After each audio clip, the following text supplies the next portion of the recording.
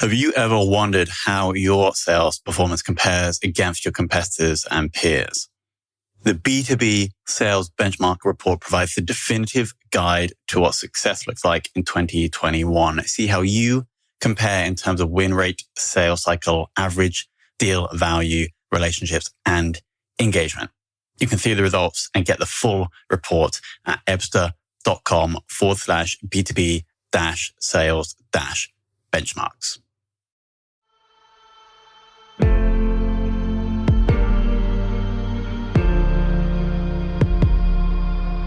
This is Sales Ops Demystified, the #1 most downloaded podcast in sales operations. We invite the brightest minds in sales operations onto the show to deconstruct the why, what, and how behind rep productivity, forecasting, metrics, and all things revenue. This podcast is brought to you by Ebster, the leading customer engagement platform for Salesforce.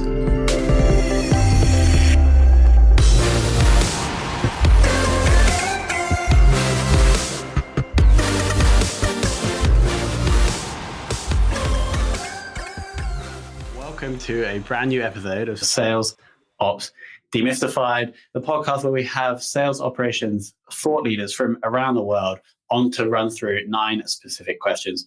The goal of the podcast, as you're probably aware, is to turn you, the listener, into a sales operations ninja. Those questions come through the frame of someone who doesn't have that much experience in sales operations. Myself, my background is more in marketing, which is why I think this is a super interesting kind of delve into this new world, this new crazy world of sales operations. And today we are joined by Dante from Springbot. Yep. How are you, Dante? I'm doing fantastic. Thanks for having me. No worries. Thank you so much for joining. As with every guest, I've done a bit of research. I've been through your LinkedIn profile because there's some questions here that are quite like polarizing, let's say. And so I think we are going to get some interesting answers from you, Dante. So I'm going to kick off with the first question. How did you get into sales operations? Yeah. So most of my experience has actually been sales. I have about 5 or so years of different types of sales experience. I've done door-to-door sales, selling knives before. I've done retail sales. I've actually had my own, marketing sales firm where I've hired and mentored a team of about 15 to 20 reps or so. So, all facets of the sales experience. But funny enough, even through all of that, I've actually never heard of sales ops before until about 3 years ago. And it was actually at my current organization here at Springbot that I actually got the exposure. So I started at Springbot maybe 3.5 years ago or so as a BDR. And at the time, our team was pretty small. It was about maybe 18, 19 sales reps. Cool. And about 4 months in, I was getting promoted to an AE role. And I just saw a huge need in the organization at the time. There was no structured training. There was no consistent process, no CRM admin. We used Salesforce. There was nothing. It was like a complete free for all. The Wild Wild West, kind of as we called it. And sorry to jump in. What kind of number of people in the sales team did you really see that start to happen? So when I began, it was still pretty small. It was maybe 12, 13, 14 people. But then as we started to grow, I saw a lot of fractures between how people were positioning things, how they're going about capturing data. And I just, right about when it was getting close to about the 20 people, I started to see that we needed to do something to make sure that we can scale the right way, right? So I went to my VP of sales at the time, saying that I felt that I had much more to offer than just my sales ability. I feel that I can help put in processes and trainings in place to really help create that consistency, right? Help the team scale, essentially. So we sat down with one another. I kind of broke it down and explained to him how I would do it. And he said, continue doing what you're doing right now. Continue to be successful in your current position to really help gain credibility within the organization.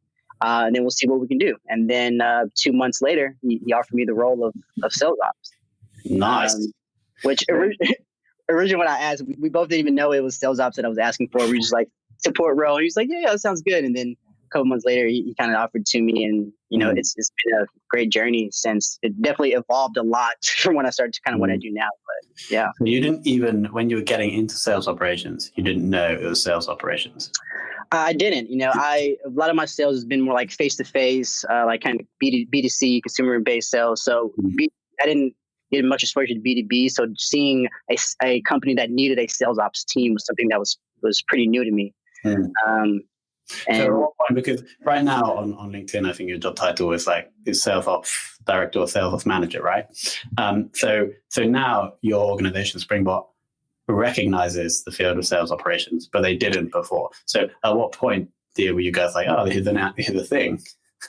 Yeah, honestly, I think when I was getting promoted, it was already needed, right? And luckily, funny enough, our CEO previously had another company, a large telecom company. So in that organization, he had a sales ops team before, right? So he's very familiar with kind of the function of that role. But my VP of sales was not, and of course I wasn't. So when we originally had the conversation between each other, we didn't know it was sales ops. We knew that it was coming. And then our CEO was like, yeah, sales ops would be a thing. And then it just kind of grew into what it is today. And so you've been in that role for 3 years.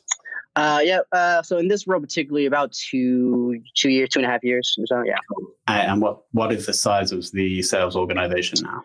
Our sales organization is about just shy of 50 reps. It's about 45 or so. And actually about 2 months ago, I moved from being more sales ops focused to more revenue ops focused. So very interesting.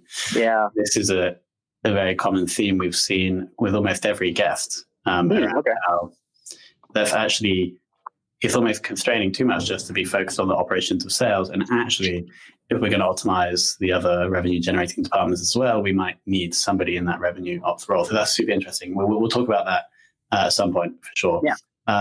But I just wanted to quickly touch on, before we move to the next question, the doubling of the sales team that you've overseen, I guess, for the last 2 years. Yeah. How did that go? Were there any big stresses, or what was that experience like? Definitely a lot of stresses, just growing pains, right? Just things that we didn't know or foresee as we just move into a larger organization. But it was interesting. We had to change a lot of how we did things, like our process, operation, how we captured data in our Salesforce, how we trained, to really be able to get to the team that we have now. When I originally moved into this role, I was wearing multiple hats. I was not only was I the sales ops guy, I was also our sales trainer.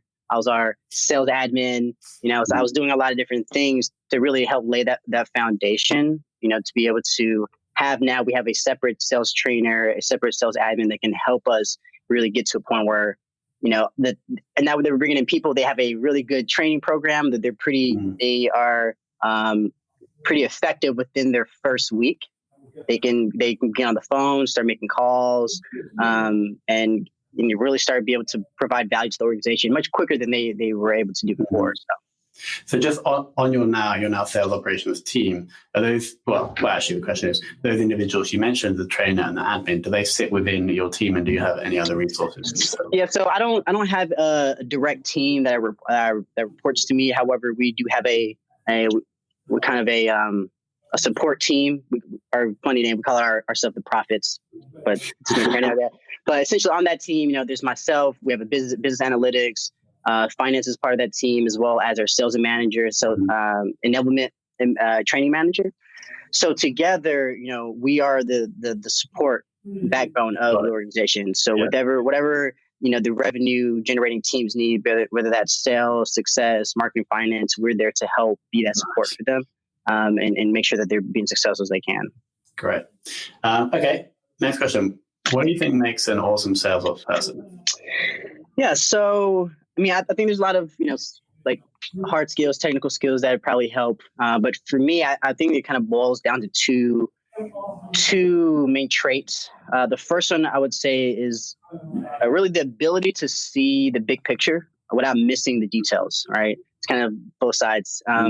Sales ops or revenue ops is the goal of it in my mind is should be helping increase organization performance, right? By supporting sales teams or any revenue focused teams. And there's an overarching goal, which I call like the strategic side of sales ops, right? Kind of have an overarching strategy. But to accomplish those strategies, you need tactics, right? Which are the details of the day to day, right? So, the overarching goal may be, how do we improve discounting, right, across the organization? Then the little details are like, what do we do with sales? What do we do with success? What do we do with our packaging, right? So I think that's one trait, is the ability to see the big picture without missing details. And I think the second one, which kind of marries into it a little bit, is ability to be the scale. So, with sales ops or even rev ops, there's a little bit of a balancing act when it comes to, and especially with how my role plays out here. Not only is there a balancing act of being a cross-functional role, but there's a balancing act in terms of, what's good for the business and what's good for reps, because unfortunately they don't always align, right? Yeah. Something as simple as, we need to add a new field in our database because the business needs to capture a new data point. Well, how does that field, affect a rep's day to day, right? How many more steps is it? Is it absolutely necessary? And if it is, at what point in the process should we capture it? So, there's just a variety of questions that you have to be aware of, I think, and doing the best to be that scale and be that balance, which can sometimes be challenging because there's no always right or wrong answer, right? So you just kind of have to kind of fill it out. Being the scale can be quite taxing on your soft skills, right?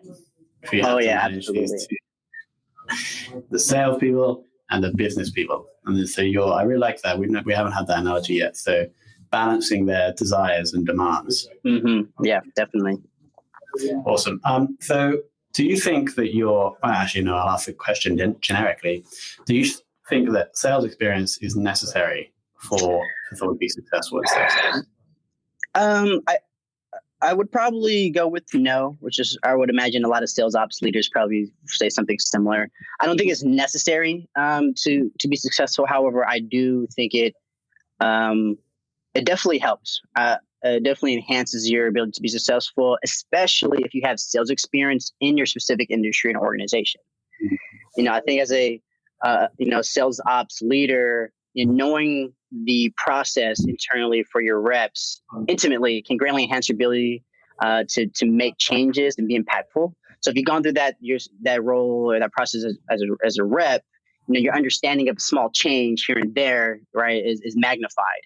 And then in addition to that, you have a level of empathy for sales reps, right? What's it going to take to adopt it, knowing what they've gone through, knowing what you've gone through, I think can help them in their experience as well. So you had do you think that experience you had selling in the organization has helped you in the role that you have now? Yeah, not so much the selling piece of it, but just going through the process, right? Knowing the headaches that the reps go through, the pain points that they have. So using my own creativity, my knowledge of Salesforce and operations, how do I kind of streamline that, right? And make their day much easier, because at the end of the day, I'm here to help them and support them. So just knowing that as much as possible, it helps me with that. And then when I have to do training for them, like I can tell them like, hey, I've been there, I know it, I get it, but this is why we do the things that we do, and help them to understand it and I think adopt it as well. Awesome. Okay, next question. Current sales ops tech stack. Yeah, so we use Salesforce, right, as our CRM. Obviously, we use Epsta as well for email tracking and stuff like that. Yeah, I don't know if you've heard of Epsta before. You might have heard of them. We use Datanyze. I'm not sure if you know Datanyze. Yep, little technology profiler. We also use Zoom Info for my contact data strategy point. We have Nextiva, for a phone system, helps track calls and stuff like that. GoToMeeting for screen share, doing demos. We use Slack for communication, although our sales reps prefer GChat for whatever reason. I guess they live in their email more so, but the rest of the organization uses Slack. And then funny enough, we actually use, so we don't pay for some of these tools, but we use Google Chrome as our browser. And we use a lot of extensions that Chrome has that really makes our job a lot easier. So to be able to dissect what technologies a business may have on their website, what kind of traffic that website might have, how many visitors, how they ranked in relation to other websites, What are those? Can you name a couple of those? Yeah. So one extension we use is Alexa Rank. I'm not sure you're familiar with Alexa Rank, but for any of the viewers, Alexa Rank is basically an international ranking algorithm. Ranks websites based off of the traffic and engagement that they get. So like the number one visited website in the world would be Google. So if you look at Google's Alexa rank, they're number one, right? So that helps us kind of understand like what level of traffic is a website getting for our tool to be valuable, because they need to have a certain level for it to be a good fit. We have a tool like Built With and Wappalizer, which is very similar to Datanyze from a technology standpoint. It kind of breaks down what technologies a website's using. We use a tool called Whois, which is kind of when someone buys a URL, they have to put information about who they are. So this gives us insight on who that person is, phone number, contact data, right? So we try to be resourceful in those extensions that really help our sales team, especially for our market. We go for small to medium-sized businesses, so it's very tough to find information on those companies. So as many tools that we can use just really helps. Yeah, to me, it sounds like all of those are basically saving salespeople's time, right? They're not going to spend Absolutely. Yeah, they can just go click on the button and find out how like traffic the website is, who owns the website, without having to like go and search for it. Yep, that's it. Exactly it. Quick question from Jack, who's back again. How do you guys forecast, and do you use any tools or any methodologies for forecasting sales? So forecasting, we use a combination of Salesforce and then actually another BI tool that I didn't mention called Domo. So within Salesforce, they have the sales reps have forecasting tool, the forecasting tab in Salesforce, but I also created what's called reporting snapshots. So reporting snapshots in Salesforce, you can actually capture what a report looks like at a certain time, date and time. So then we can see month to month how forecasts change. So we've actually just recently implemented that. So we use that as well. And then we use a BI tool, which kind of combines a lot of different reports to kind of crunch numbers so we can see. So, combination of those, we just meet with our sales leadership as well as customer success leader weekly and just kind of go over the forecast, what we're seeing, what are they expecting, how we can help, and kind of go from there. Nice. So you're able to obviously have the forecasting tab in Salesforce, but then you're able to take a screenshot of that forecast at specific times so you can see how that forecast is changed over time with different. Exactly. And then you can run reports on it so you can see like this particular rep forecasted this week they forecast this. So how well are they forecasting, right? And then you can look to have rooms for opportunity for coaching as well. Yeah. Yeah, I've had some really good conversations about sales forecasting for different reps. You know how different reps would have different biases. Some will be pessimistic, some will be optimistic. Yeah. So it's almost like you need to profile. Speaking to one guy, he profiles all of his sales reps for a level of optimism or pessimism, and then multiplies the forecast they give by that factor to try and give what he believes is a more believable factor based on how optimistic or pessimistic the salesperson is. That's interesting, yeah. So the reporting snapshot is something we recently implemented. So as time goes on, we'll have more data and trends that we can analyze. But that's the goal of it is to be able to kind of look at it overall and then individually as well. Yeah, and you could flag like alerts or like not warnings, but you could get alerted when a forecast is like dropped by 50%, say, and you go and speak to that and they'd be like, we lost a big deal or whatever. But that can be quite useful, right? Yeah, absolutely, definitely is. Okay, cool. So might be a bit of a loaded question, but your favorite tech tool? My favorite tech tool? Yeah, related to sales operations. Yeah, it may be a little biased. I would have to go with Salesforce. I am a certified administrator as well. So, funny enough, when I started here at Springbot, I've never had any exposure to Salesforce. It was, I used Zoho as a CRM before, but never Salesforce. And everything that I learned about Salesforce was all self-taught. We just needed someone that understood it, could own it to a certain extent. So I just kind of took that on when I moved into this role, and I learned so much about it to the point where there was a lot of business challenges that came up that I was able to help solve, or mostly solve, using my creativity and knowledge of Salesforce. It is just such a robust, powerful tool, so customizable that it can pretty much do anything. And if it can't do it, then it has an integration with another tool that can. So it's just been, it's been great. I mean, even to this day, I almost amazed. Like, wow, it can do this. And I don't even know why that I'm still impressed, but Salesforce has been a great tool. So, when Salesforce went down a couple weeks ago, that was That was a fun time. So you did this, you became a certified Salesforce admin after you started the sales ops role. Yep. So I moved into this role, having only exposure to Salesforce is what I did as a rep. Sure. So the administrative side, the setup, configuration, all that stuff, I learned trial by fire, right? I mean, it was just kind of learning, breaking things in production when I probably shouldn't have, but all in all, it helped me learn a lot to the point where I am today. And you're currently the only admin in the organization, you are managing the whole Salesforce org. Yep. Nice. Awesome. Okay, so here's a relevant question. How do you deal with data quality in the CRM? Data quality, that's fun. So I think this is it's probably one of the biggest challenges I've actually seen across the board, throughout different organizations. It's just one of those tough things, and it becomes, I think, exponentially difficult the larger that your organization gets. But I approach it from two ways to kind of deal with that. The first is using the tools to reinforce data quality. So, with Salesforce, you can put in a lot of rules and automation and boundaries to make sure that certain data points are captured correctly at certain times. But in addition to that, we have dashboards where myself and other organizational leaders can audit either our database or their teams. So things like, overdue tasks, unclosed, lost opportunities without products, right? And of course, the list can go on. So we have a dashboard that we use to monitor those at a high level. But then I think the best way to really manage the data quality is actually through training, through reps. So, the best individuals that can help correct the data are, in my mind, the ones that use it daily, right? That have daily and constantly inputting data. So I work closely with our training and enablement manager to make sure that our training documents are very thorough and outlines how to correctly document things in our database, but also teaching the importance of good data, right? The why behind it, right? Bad data equals a bad database.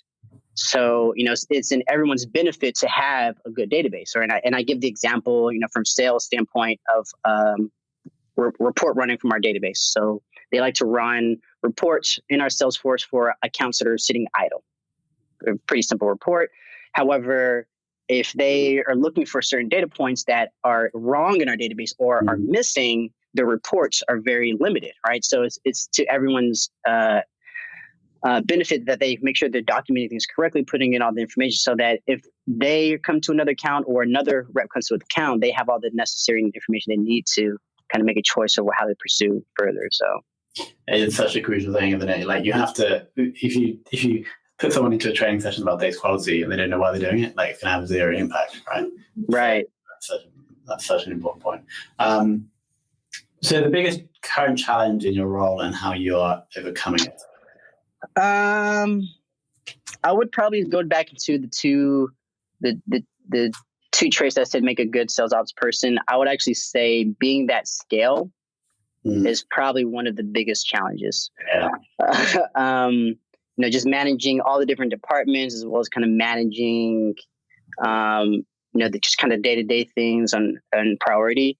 It becomes tough, especially since I'm more of a one-man army when it comes to the operation side of things. So how I overcome it is I use two methods to kind of stay on top of it. So one is OKRs, which stands for Objective Key Results. It's actually our CFO kind of brought that from Google. He used to previously be at Google. And then I have what's called more of a request sheet or roadmap. So the OKRs, we meet once a quarter and come up with our main objective and then key results that we're going to use to achieve those objectives. And those objectives could be, typically tied in or aligns with overarching business problems or challenges, could be some personal growth that I want to pursue, just things operationally, right? So all those different things. And then tactically, those key results, how we go about to achieve those. And then I have a request sheet where I'm different individuals in the organization can go and say they want to request for something. So I need to change the Salesforce, I need this new process, what have you. And then I prioritize that into my roadmap based off of my OKRs. So, if it aligns with kind of my priorities, I kind of put it at top of priority. If it's not, it may get pushed down to another quarter or just kind of lower in priority depending on kind of what I have going on. So nice. So you get all these requests coming in, and then the filter is that you kind of map them if you can to OKRs, and that will help prioritize or deprioritize them. Exactly. Yeah. Because there's so many. Some things are, may be important to others as an individual, but in the overarching challenges, what the business is trying to achieve, it may not be as pressing. So I have to be that scale, right, and let them know like this is kind of what's coming. Here's where I imagine it can be accomplished, and just making sure that's very, it all makes sense, and everything is always transparent. So everyone has access to my OKRs. Everyone has access to my request sheet, so they can kind of see what's going on in my world, and kind of where things are stacking up to one another. Did everyone in the organization do that, or just you? So our profit team does the OKRs, and there are a couple of individuals that have a similar request sheet, but it's not something it's like company wide. Just something that was kind of put in place based on conversations that I've had with different leaders. I think everyone should be doing that in organizations. But anyway. Yeah, it could definitely help. Do you have a single metric that you can judge all sales reps by? This is a tough one. I actually thought long and hard about this one. I really tried to come up with a singular metric that I thought could provide insights to a sales user, and I couldn't come up with just one. But once again, able to boil down to what I felt were the two overarching metrics. And I think both of these metrics could be broken down even further, right, to further things. But the first one I would say would be activity, and the second one would be conversions. So activity is pure will in my mind, right? And activity can be measured different ways. It can be calls, it can be emails, it can be maybe in-person meetings, right? Maybe sending some swag to customers, right? Depending on your business and your industry, it can be measured in different ways. But I think that at the end of the day, that just shows pure will to do something, right? The attitude behind the drive, behind actually going out and making something happen. But then I think where you really measure success and skill level of someone is the conversions, right? How are things converting to the next stage in a sales cycle, right? From a quality conversation to a demo schedule, from a demo schedule to a completed demo, from a complete demo to negotiation to eventually a closed deal. Like that gives you insight on, how well is this person doing? Are they moving down the funnel? And at what point are they having hiccups where we can help kind of coach? And I think it's almost like a quadrant, like a scale, right? High skill, high will, low skill, low will. That gives you also insight on coaching abilities, right? Someone that has high skills and high will are people that are high performers, reps, people that you probably need to empower more, right? It could be your next sales manager. Someone that has high skill level but a low will, there's someone that needs probably motivation, right? They clearly have the ability to do the job, but they're not necessarily putting the activity to be as successful as maybe some of the other reps. So how do we put things in place to motivate this rep, right? Opposite end of the spectrum, high will, low skill, maybe someone that's new. They have the drive to do it. They go and crush it as much as they can, but they just don't have the skill level to actually make those things happen just yet. And then you have that bottom quadrant, the low skill, low will. And these could just be new people in general, right? Or they just need a lot of guidance for that. So I think like combination of those two can really help you understand how well is someone doing, and then how do I coach them to make sure that they are all high performing reps. Very good answer. I like the splitting how you would judge a rep based on activity, which is something that's completely under their control, right? Yeah, completely there. And then conversions, which is not completely under their control, but is an indication of skill. Absolutely. Awesome. Okay. Is there a specific sales ops person or rev person that has taught you what you know, or someone who's been a big leading light? For sales ops, there hasn't been an individual that have really mentored me. A lot of what I've learned about sales ops have come from just sales experience and just a lot of research that I've done myself.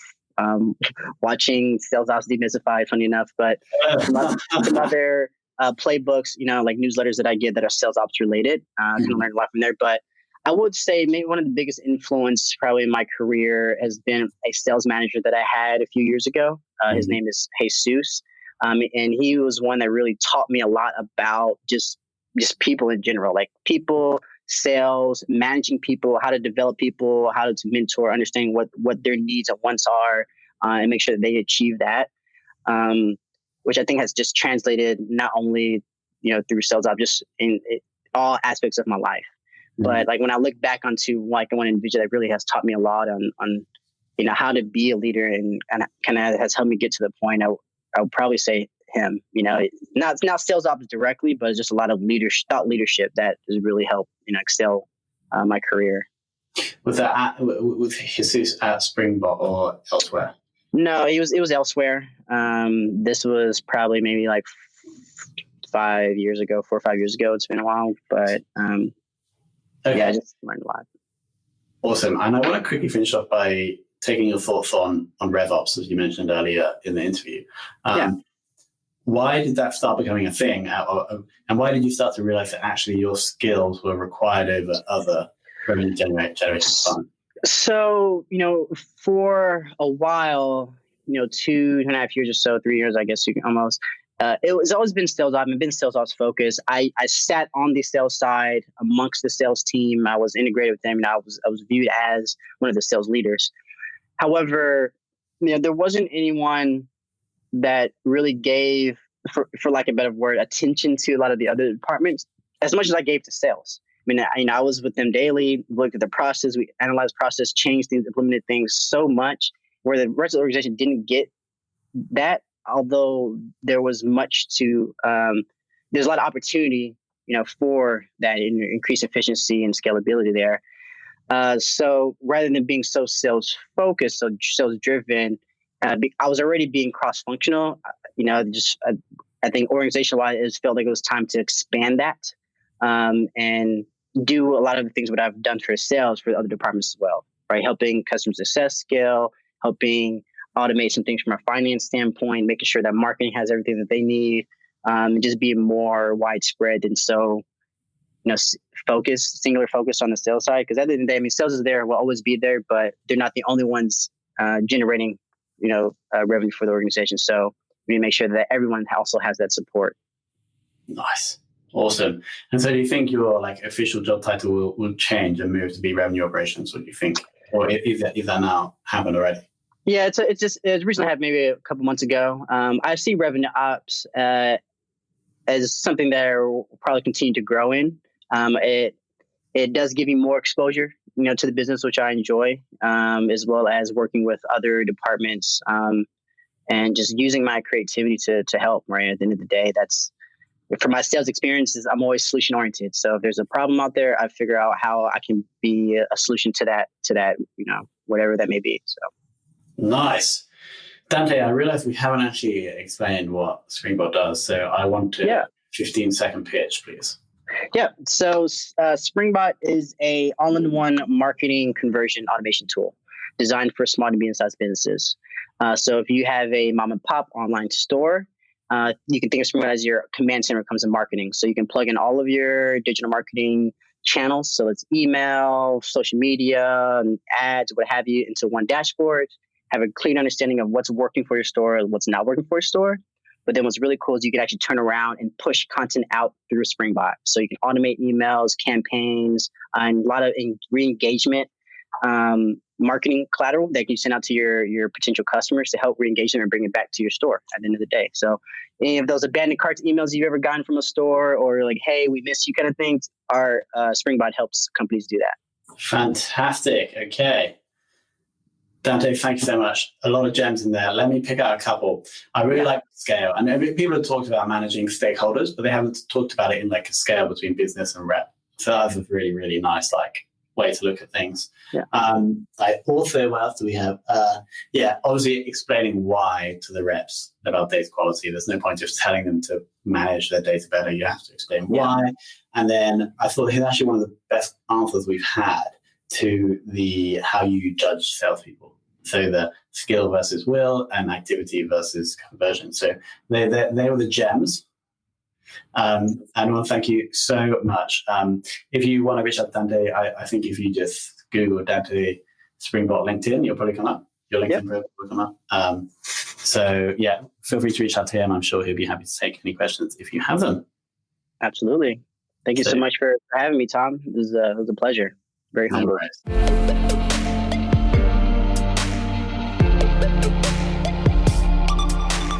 Thank you for listening to this episode of the Sales Ops Demystified podcast. If you are listening on a podcast listening application, then please subscribe, rate, and review. And if you have any questions about the show, if you know a guest, or if you have any questions about sales operations, just hit me up at tomhunt@ebster.com. That's tomhunt@ebster.com.